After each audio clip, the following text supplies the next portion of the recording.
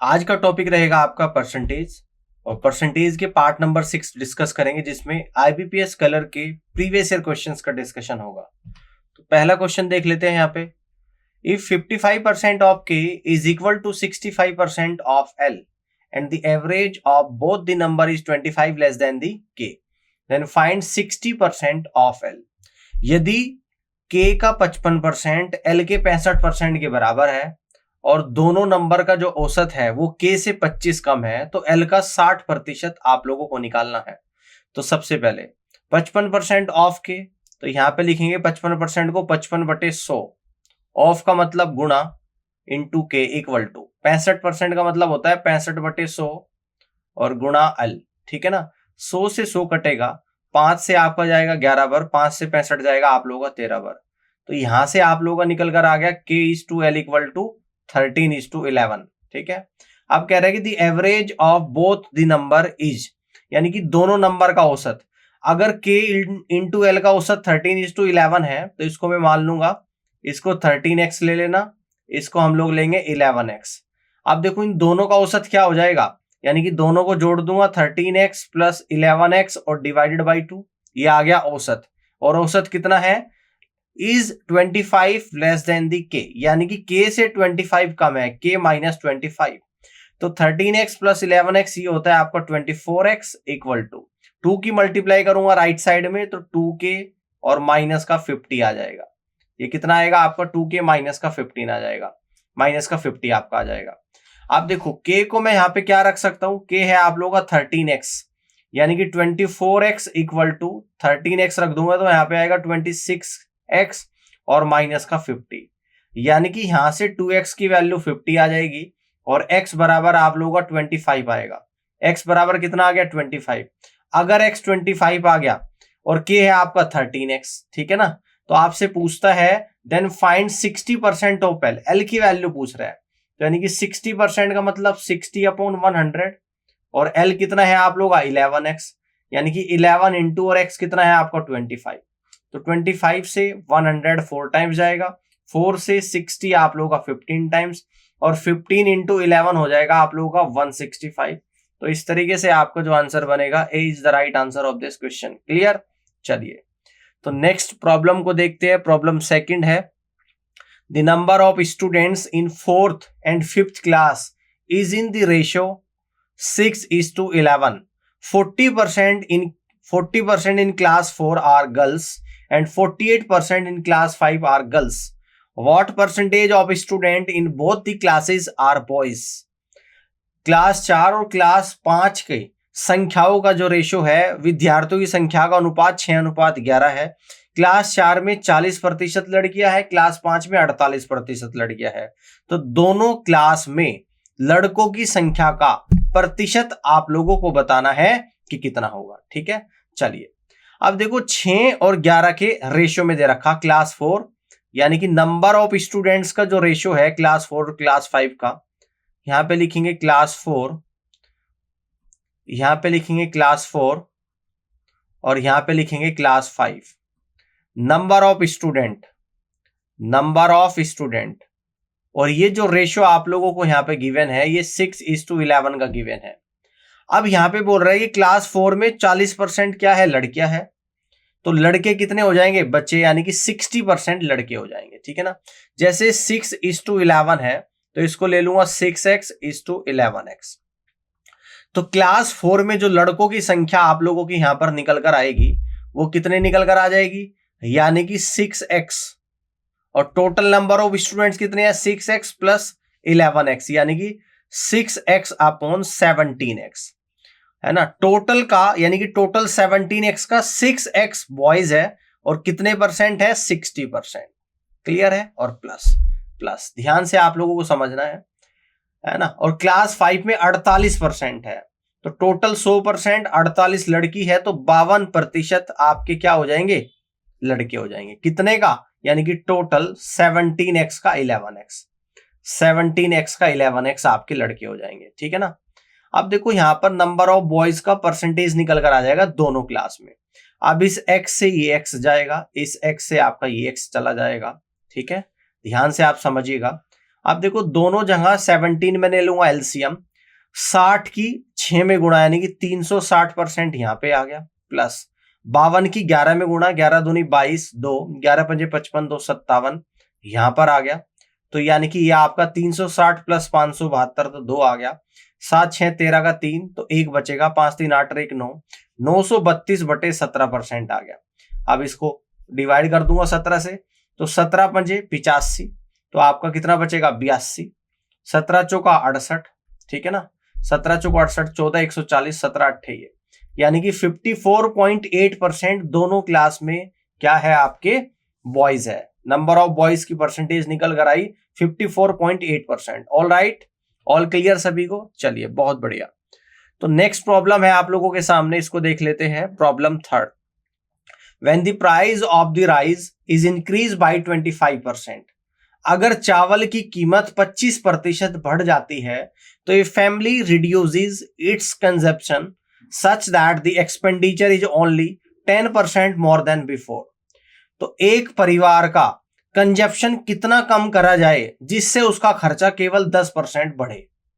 If 40 kilogram of price is consume by family before, अगर वह परिवार पहले 40 किलोग्राम चावल का कंजप्शन कर रहा था, 40 किलोग्राम चावल की खपत कर रहा था, then find the new consumption of family, तो उस परिवार का नई खपत आप लोगों को बतानी है कि कितनी होगी। तो एक फॉर्मूला जो आप लोगों को ध्यान से समझना है, देखो प्राइस इनटू कंजप्शन क्या होता है, तो प्राइस इनटू कंजप्शन होता है आप लोगों का total expenditure equal to total expenditure, total expenditure. यानी कि फॉर एग्जांपल एक परिवार में 10 किलो चावल लगता है हर महीने, कितना किलो 10 किलो, यानी कि कंजप्शन हो गया 10 किलो, और चावल की कीमत कितनी है, मान लेते हैं कि 100 रुपए है, 100 रुपए है ना, 100 रुपए प्रति किलोग्राम है चावल की कीमत, तो टोटल खर्चा कितना हो जाएगा 100 इंटू 10, यानी कि 1000 रुपए का खर्च हो रहा है एक महीने में, ठीक है ना। तो यानी यहां से आपका फॉर्मूला बना कि price into consumption equal to total expenditure. Alright, यहां तक की बात समझ में आ गई। अब क्वेश्चन में आपसे क्या बोल रहा है कि प्राइस 25% क्या हो जाता है, बढ़ जाता है, तो 25% की फ्रैक्शन वैल्यू होती है 1/4। तो यहां से मैं कह दूंगा कि प्राइस जो हो गया आपका 25% बढ़ गया, अगर पहले 4 था तो अब 5 हो गया, यानी कि जो इनिशियल प्राइस था, यानी इनिशियल प्राइस में कितने का इंक्रीमेंट हुआ 4 यूनिट से, और फाइनल प्राइस अब 5 यूनिट हो गया, ठीक है। तो इनिशियल था 4 और अब फाइनल कितना हो गया, तो फाइनल कितना हो गया 5 हो गया, ठीक है ना। ये बात समझ में आ रही है, ये बात समझ में आ रही है। अगर नहीं समझ में आ रही तो इस बात को मैं इस तरीके से यहां पे लिख देता हूं और क्लियर करके। देखो हम यहां पे लेकर चल रहे इनिशियल वैल्यू और फाइनल वैल्यू, प्राइस में क्या चेंज आया है, तो आप कहोगे सर प्राइस पहले 4 यूनिट था, अब 1 यूनिट बढ़ गया तो 5 यूनिट हो गया, ठीक है। देन इसके बाद कह रहे कि कंजप्शन को कितना कम करा जाए जिससे उसका एक्सपेंडिचर केवल 10% बढ़े, तो 10% की फ्रैक्शन वैल्यू 1/10। तो अगर मैं एक्सपेंडिचर के बारे में यहां पे बात करूंगा तो 10 पर 1 बढ़ गया, यानी कि 10 से 11 हो गया एक्सपेंडिचर। मुझे निकालना है अब कंजप्शन, तो इस फॉर्मूले से मैं कंजप्शन निकाल दूंगा। कंजप्शन इक्वल टू, इसको सी से डिनोट करा है, एक्सपेंडिचर ई और डिवाइडेड बाई प्राइस, यानी कि consumption equal to expenditure upon price होगा। तो यहां से कंजप्शन हम लोग निकालेंगे, कंजप्शन ये क्या निकल कर आ जाएगा आपका एक्सपेंडिचर अपॉन प्राइस, यानी कि 10/4 और इस टू 11/5 आएगा।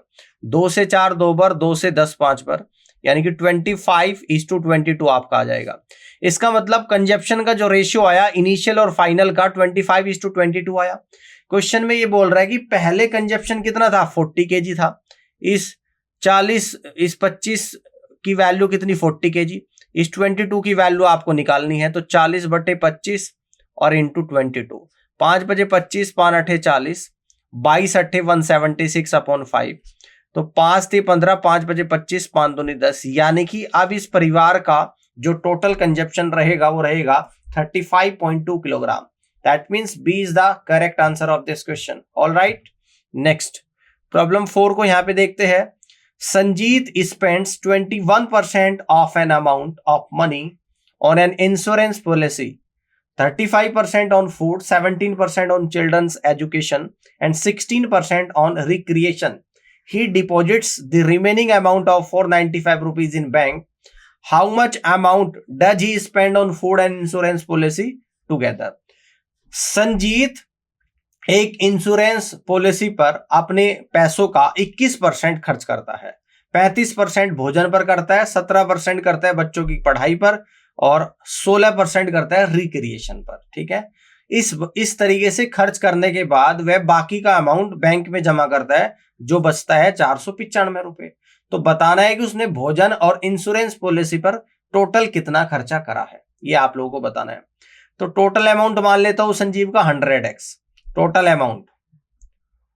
अमाउंट मान लेते हैं हम लोग 100% मान लेते हैं कि इसके पास स्टार्टिंग में 100% अमाउंट था, जिसमें से 21% इसने करा किस पर, इंश्योरेंस पॉलिसी, 25% भोजन पर, 21 और 25 कितना हो गया 56, 17% बच्चों की एजुकेशन पर, 56 में 17 जोड़ दूंगा 73 और 16% रिक्रिएशन पर, यानी कि 89% इसने खर्च कर दिया।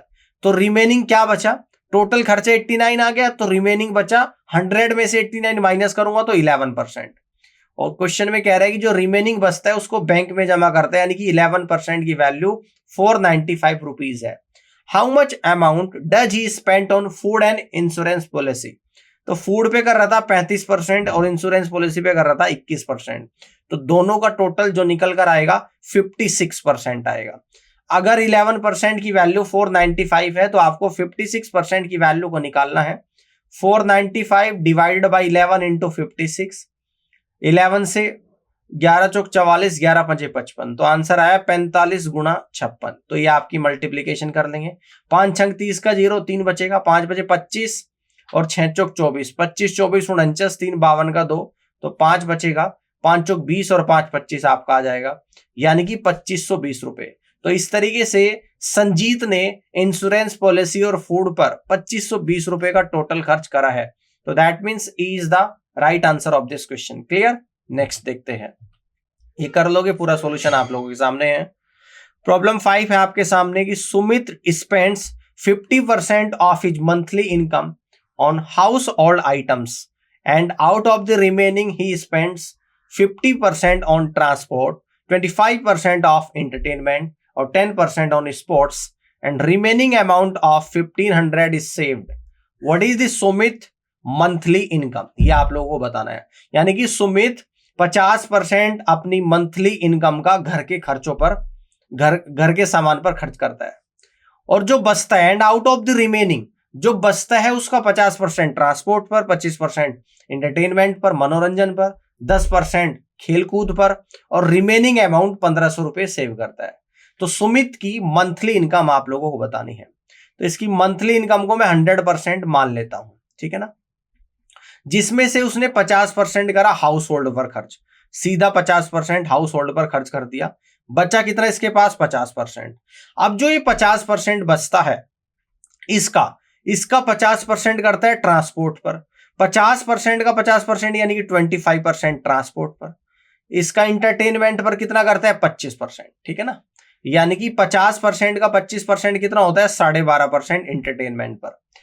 50% का 10% करता है स्पोर्ट्स पर, यानी कि 50 का 10% होता है आपका 5% स्पोर्ट्स पर, ठीक है। तो कितना खर्च हो गया, 25 और 5 30, 30 और 12.5 42 खर्च हो गया। था आपका 50, 42.5 आप लोगों का यहाँ पे खर्च हो चुका है। तो आपके पास कितना बचा, 7.5% बचा। और क्वेश्चन में यही बोल रहा है कि जो बच रहा है वो आपका 1500 रुपीज है, वो 1500 रुपीज है। तो अब आपको सुमित की मंथली इनकम बतानी है जो कि 100% है। तो 7.5 से कितनी बढ़ जाएगा आपका, 200 टाइम्स चले जाएगा। तो इसकी मंथली इनकम कितनी होगी, 100%। तो 200 इंटू 100, तो ये आप लोगों का निकल कर आएगा 20,000 रुपीज। तो इसकी जो मंथली इनकम हो जाएगी वो हो जाएगी 20,000 रुपीज, ठीक है। तो that means B is the correct answer of this question. Clear है। प्रॉब्लम 6 को यहां पे देखते हैं। Miss Pooja Pushpan invest 13% of her monthly salary, that is 8,554 rupees in Mediclaim policies. Later, she invests 23% of her monthly salary on child education policies. Also, she invests another 8% of her monthly salary on mutual funds. What is the total annual amount invested by Miss Pooja Pushpan? इस question में ये बोल रहा है कि miss Pooja पुष्पन अपनी salary का 13% मेडिक्लेम पॉलिसी पर खर्च करती है। उसके बाद 23% अपनी सैलरी का चाइल्ड एजुकेशन पॉलिसी पे खर्च करती है और 8% अपनी सैलरी का म्यूचुअल फंड्स में खर्च करती है। ये मंथली खर्चा है। तो अब आपसे पूछ रहे हैं कि उसके द्वारा टोटल इन्वेस्टमेंट किया है, एनुअली अमाउंट बताना, यानी कि उसके द्वारा जो ये इन्वेस्टमेंट किया गया है, तो एक साल गए टोटल इन्वेस्टमेंट बताना कि कितना किया गया है। ठीक है ना। अब देखो बात को ध्यान से समझिएगा। सबसे पहले आपको दे रखा कि जो मेडिक्लेम पॉलिसी पे 13% खर्च करती है, इसकी वैल्यू है 8554 रुपए। तो सबसे पहले हम लोग यहां पर मानेंगे कि इसकी टोटल सैलरी, ठीक है, तो हम लोग मान लेंगे कि टोटल जो सैलरी है यहां पे वो है 100% टोटल सैलरी है। जबकि टोटल खर्चा कितना है, 13% आपका मेडिक्लेम पर है, 23% आप लोगों का चाइल्ड एजुकेशन पॉलिसी पे है, तो दोनों को जोड़ेंगे 36 और 8% म्यूचुअल फंड पर है, यानी कि 44% यहां पे खर्च कर रही है। जो टोटल इन्वेस्टमेंट है, टोटल इन्वेस्टमेंट आपकी जो यहां पे दे रखी है मिस्ट पूजा पुष्पन की, ये दे रखी है आप लोगों को 44%। ठीक है ना। जबकि आपको ये दे दिया कि 13% की जो वैल्यू है वो आप लोगों की 8554 रुपीज के बराबर है। ठीक है ना। ये मंथली इन्वेस्टमेंट है, आपको एनुअली आपको यहां पे बताना है। तो यहां से मैं 1% की वैल्यू निकालूंगा तो 13 छिका 78 आ जाएगा। तो कितना बचेगा, 75 बचेगा। 13 पंजे 65, 13 अट्ठे 104, तो यानी कि 1% 658 आ गया। तो 100% की जो वैल्यू निकल कर आएगी, 658 में 2 गुना कर दूंगा, 2 जीरो की गुना कर दूंगा, 100 की गुना, यानी कि तो 100% आएगा आपका 65,800 रुपए।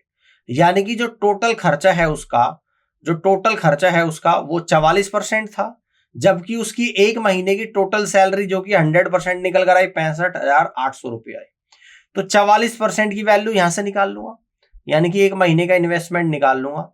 यह आपका आएगा 65,800 डिवाइडेड बाई 100 और इंटू 44।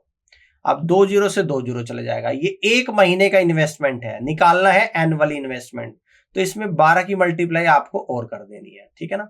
अब देखो सॉल्व कर लेंगे इसको जल्दी से। ये किस तरीके से हम लोग इसकी मल्टीप्लीकेशन करेंगे, सबसे पहले 12 की 658 में कर दो, तो 12 अट्ठे 96, 9 बचेगा। 12 पंजे 60 और 9 69 का 9, तो 6 बचेगा। 12 छिक 72, 6 78 आ जाएगा। अब 44 में मल्टीप्लाई करेंगे, इसको कर दूंगा ब्रेक 4 गुना 11 में। ठीक है, पहले 4 में करूंगा तो 4 छिक 24 का 4, तो 2 बचेगा। 4 नम 36 और 2 38 का 8, तो 3 बचेगा। 4 अटे 32 और 3 35 का 5, तो 3 बचेगा। 4 से 28 और 3 31 आएगा। अब इसमें 11 की मल्टीप्लाई, तो आपका कितना आएगा, 4 आएगा। 8 4 12 का 2 1। देखो 11 की मल्टीप्लीकेशन कैसे करती है, 4 एज इट इज, 4 में 8 जोड़ देंगे, 12 का 2 1, 8 5 13 और 1 14 का 4, तो 1 5 और 1 6 और 1 7, 3 और 1 4 और 3 एज इट इज। यानी कि टोटल एक साल में जो उसने इन्वेस्ट किया है, टोटल अमाउंट निकल कर आ गया। ये अमाउंट आप लोगों का निकल कर आया है, यानी कि 347424। ठीक है ना। ये टोटल अमाउंट आप लोगों का निकल कर आ गया 3,47,424। तो 3,47,424 यानी C is the right answer of this question. इस तरीके से आप लोग कर लोगे। नेक्स्ट प्रॉब्लम को देखते हैं। ठीक है ना। ये इस तरीके से यहाँ पे निकल चुका है। चलिए तो प्रॉब्लम 7 को हम लोग यहाँ पे देखते हैं। A man spend 25% of his monthly salary on rent and 32% on groceries. Remaining monthly salary he invest in the ratio of 11:5 in mutual fund and fixed deposits. If difference between his yearly mutual funds and fixed deposit amount is 77,400, then find the amount he spend monthly on groceries product. ये आप लोगों को निकालना है। एक आदमी अपनी monthly salary का 25% किराए पर और 32% ग्रोसरी पर खर्च करता है, और बाकी जो उसकी सैलरी बचती है उसे इन्वेस्ट करता है वो 11 और 5 के अनुपात में। किस किस में, म्यूचुअल फंड में और फिक्स्ड डिपॉजिट्स में। अब यहां पर बोल रहा है कि म्यूचुअल फंड और फिक्स्ड डिपॉजिट का ईयरली जो डिफरेंस है वो कितना है, 77,400 रुपए है। तो अब आपको बताना है कि उसने मंथली ग्रोसरी पर कितना खर्चा करा है। मंथली ग्रोसरी पर खर्चा यहां पर बताना है। अगर हम लोग मान ले कि let the assume total salary 100x, हमने सैलरी मानी है 100x, ठीक है ना, 100x हमने सैलरी मानी है। अब देखो 25% करता है रेंट पर खर्चा और 32% खर्चा करता है ग्रोसरी पर, तो टोटल खर्चा हो गया 25 और 32 यानी कि 57%। अब जो बचता है यानी कि रिमेनिंग अमाउंट कितना बचा, टोटल 100x सैलरी थी जिसमें से 57% खर्च कर चुका है, तो बचा जो है आपका वो 43% बचा है। तो 100x का 43%, 100x का 43% है ना, यानी कि 100x का 43% क्या होगा, 43x होगा। कितना हो जाएगा, 43x हो जाएगा, ठीक है ना, ये बात समझ में आ गई। 43x बच गया जिसको 11 और 5 के अनुपात में खर्च करता है, और इनका ईयरली जो डिफरेंस दे रखा वो 77,400 रुपए दे रखा। तो देखो हम लोग यहां पर क्या करेंगे, बात को ध्यान से आप लोगों को समझते हुए चलना है ना, बात को ध्यान से समझते हुए चलना है। इस सैलरी को आप 100x मान लिया था, ठीक है, जिसमें से 43x अभी उसके पास सैलरी बची है, ठीक है। अब 43x सैलरी उसके पास बची है। अब देखो ध्यान से, ये रिमेनिंग अमाउंट आपका बचा है, रिमेनिंग, ठीक है ना। अब 43 का 11:5 के रेशियो में करता है, टोटल 11 है और 5 कितना होगा, 16, यानी कि 43x इंटू 11/16। टोटल का 11 खर्च कर रहा है म्यूचुअल फंड में, माइनस 43x इंटू 5/16, और इन दोनों का जो डिफरेंस है वो 77,400 रुपए है, और ये ईयरली की बात हो रही है यहां पर, यानी कि 12 से मल्टीप्लाई भी हम लोग कर लेंगे, यानी कि ये ईयरली आपको दे रखा, तो 12 की मल्टीप्लाई इस तरफ करेंगे आप लोग, ठीक है ना, क्योंकि ये ईयरली डिफरेंस है। हमने मंथली डिफरेंस निकाला 43x into 11/16 minus 43x into 5/16, और ईयरली निकालने के लिए क्या करेंगे, 12 से मल्टीप्लाई, जो कि कितना है, 77,400 रुपए है। अब इसको सॉल्व करेंगे, तो इससे 12 से अगर कट करूंगा तो 12 छिका 72 और 12 चौक 48 और 12 पंजे 60, ये आप लोगों का निकल कर आ जाएगा। अब देखो यहां से 43x दोनों में से कॉमन आ जाएगा 43x, तो अंदर बचेगा 11/16 माइनस 5/16, तो यहाँ पे 16 भी नीचे एलसीएम ले लूंगा, 11 में से 5 गया तो 6 आ गया, तो 43x इंटू 6/16 इक्वल टू 6450 आप लोगों का आ गया।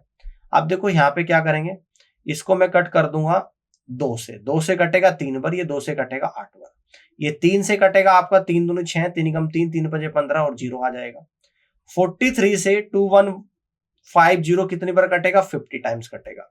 तो यहां से मैं इस x की वैल्यू निकाल लूंगा, x इक्वल टू 8 इंटू 50, यानी कि 400 रुपीज निकल कर आएगा। x की वैल्यू कितनी आएगी, 400 रुपीज निकल कर आएगी।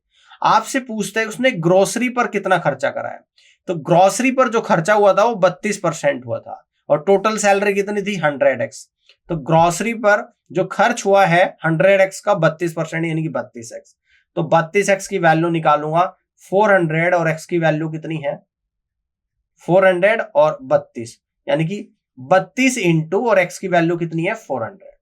तो यहां पे सॉल्व करेंगे तो 32 चौका कितना होता है आप लोगों का, ये होता है 128 और 2 जीरो एज इट इज, यानी कि उसने जो ग्रोसरी पर टोटल खर्चा करा है वो करा है 12,800 रुपए। तो इस तरीके से D is the right answer of this question. Clear होगी बात, समझ में आ गई, इस तरीके से आप लोग कर सकते हो। नेक्स्ट अगला है आपका प्रॉब्लम नंबर 8, इसको देख लेते हैं। Yes spends 20% of his monthly salary on EMI, from the remaining he spends 25% on the rent, 15% on food or 50% on groceries and 10% on video blogging. If the difference between the amount spent on EMI and food is 480 rupees, then find the monthly salary of yes. Yes अपनी salary का 20% EMI पर खर्च कर देता है, फिर जो उसके पास बचता है उसका 25% किराए पर, 15% भोजन पर, 50% ग्रोसरी पर और 10% वीडियो ब्लॉगिंग पर। ठीक है, इसके बाद बोल रहा है कि the difference between the amount speed spend on EMI and food.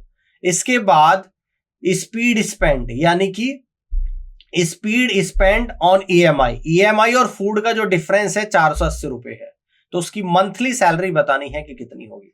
अगर मैं मंथली सैलरी को मान लेता हूं कि 100% है, जिसमें से उसने 20% खर्च कर दिया EMI पर, अब उसके पास बचा कितना, 80% बचा। अब इस 80% में वह 25% करता है रेंट पे खर्चा, तो 80 का 25% कितना हो जाएगा, 20% रेंट पर करता है। उसके बाद 15% करता है फूड पर, तो 80 का 15% कितना होता है? 12% फूड पर करेगा। ग्रोसरी पर कितना करता है? 80 का 50% यानी कि 40% करेगा। और वीडियो ब्लॉगिंग पर करता है 10%, तो 80 का 10% वीडियो ब्लॉगिंग पर यानी कि 8% करेगा। तो टोटल खर्चा कितना हुआ? तो आप कहोगे सर इन सबको ऐड कर लेंगे, 20 और 12 32, 32 और 40 72 और 8 80, इस तरीके से टोटल खर्च कर दिया। अब ये कह रहा है कि ईएमआई और फूड का जो डिफरेंस है, ये ईएमआई का खर्चा था, ईएमआई, तो ईएमआई पे है 20% और फूड पे खर्च कर रहा है 12%। इन दोनों का डिफरेंस आ गया 8%, जो कि 480 रुपीज क्वेश्चन में गिवन है। आपसे पूछता है कि यस की मंथली सैलरी क्या होगी, जो कि कितनी हो जाएगी? 8 से 480 कितनी बढ़ जाएगा? 61%, 60 रुपए के बराबर। और मंथली सैलरी हमने एज्यूम करी थी 100%, तो 100% की वैल्यू निकालेंगे। 100 इंटू 60 यानी कि 6000 रुपीज, यानी कि 6000 रुपीज। तो यस की जो मंथली सैलरी निकल कर आएगी वो 6000 रुपीज निकल कर आएगी। All clear? इस तरीके से आप लोग कर सकते हो। नेक्स्ट प्रॉब्लम को देखते हैं, problem 9। Prerna decided to donate 15% of her salary to an orphanage. On the day of donation, she changed her mind and donated 1,896 rupees, which was 80% of what he had decided earlier. How much is Prerna's salary? प्रेरणा ने एक अनाथालय में 15% अपनी तनख्वाह का 15% दान करने की घोषणा करी। लेकिन जिस दिन उसने डोनेशन करा उसका माइंड चेंज हो गया और उसने 1896 रुपए का दान करा है, जो कि उसने पहले जो सोचा था उसका 80% है। तो बताना है कि प्रेरणा की सैलरी क्या होगी। अगर प्रेरणा की सैलरी को मैं 100% मान लेता हूं, मान लो कि स्टार्टिंग में प्रेरणा की सैलरी क्या थी? 100% थी। उसने सोचा था कि 15% दान करूंगी, लेकिन जिस दिन उसने दान करा वो 1896 करा, जो कि जो उसने सोचा था उसका 80% था। तो उसने सोचा था 15% अपनी सैलरी का, तो सैलरी थी 100%, 100% का 15% कितना होगा? 15% सोचा था, लेकिन करा उसने कितना है? जो सोचा उसका 80% करा है। तो 80% की फ्रैक्शन वैल्यू होती है 4/5, तो 5 से जाएगा 3 पर, यानी कि उसने तो 12% ही डोनेट करा है। और जबकि रुपीज में दे रखी है वैल्यू जो डोनेट करा है 1896 रुपए, इसका मतलब 12% की वैल्यू 1896 है, तो उसकी सैलरी बतानी, 100% की वैल्यू यहाँ पे निकालनी है। 12 से जाएगा 12 एकम 12, 12 पंजे 60 और 12 अट्ठे 96, यानी कि 1% 158 रुपीज के बराबर। तो 100% किसके बराबर हो जाएगा? 15,800 रुपए के बराबर हो जाएगा। 15,800 रुपए के बराबर हो जाएगा। तो that means C is the correct answer of this question. All clear? Next problem को देख लेते हैं, प्रॉब्लम 10 है। If the numerator of a fraction is increase by 600% and the denominator is increased by 200%. The resulting fraction is 2, 4 and 5. 2, 4 by 5. What was the original fraction? Original fraction आपको बताना है। अगर मैं ओरिजिनल फ्रैक्शन को मान लो कि x upon y है, हमने माना कि original fraction x upon y है। अब ये कह रहा है कि इसके न्यूमरेटर को अगर 600% बढ़ा दिया जाए, देखो जब 600% बढ़ाते कोई फ्रैक्शन x अपॉन y, इसका मतलब 100% वैल्यू है अपने आप में कंप्लीट। जब 600% बढ़ाऊंगा तो डायरेक्ट लिख दूंगा कि ये हो जाएगा आपका 700%, है ना? 700% किसका हो जाएगा? x का। 700% into x divided by denominator को 200% बढ़ा रहा हूं तो डिनोमिनेटर हो जाएगा आप लोगों का 300 इंटू वाई। और इस तरीके से रिजल्टिंग फ्रैक्शन क्या हो जाता है? 2, 4/5, 5 दूनी 10, 4 14। इस मिक्स फ्रैक्शन को सिंप्लीफाई करूंगा 14/5 आ जाएगा, 14/5। अब देखो परसेंटेज से परसेंटेज हटेगी, 2 0 से 2 0 हटेगी, तो आपका बचेगा 7x upon 3y equal to 14/5। अब इस 7 से 14 आपका 2 बार जाएगा, तो x अपॉन y, इस 3 की मल्टीप्लाई इस तरफ राइट साइड में न्यूमरेटर में हो जाएगी, यानी कि 6/5। तो ओरिजिनल फ्रैक्शन हमने क्या लेकर चला था? x अपॉन y, और इस तरीके से x अपॉन y की जो वैल्यू निकल कर आई है वो 6/5 निकल कर आई है। आई होप कि ये क्वेश्चन भी आपको समझ में आ गया होगा। और आज का सेशन अगर आपको पसंद आया है तो बहुत अच्छी बात है। ये सारे क्वेश्चंस आपके आईबीपीएस कलर में पूछे गए क्वेश्चंस हैं, और इस क्लास को देखने के लिए आप सभी का धन्यवाद। Thank you so much.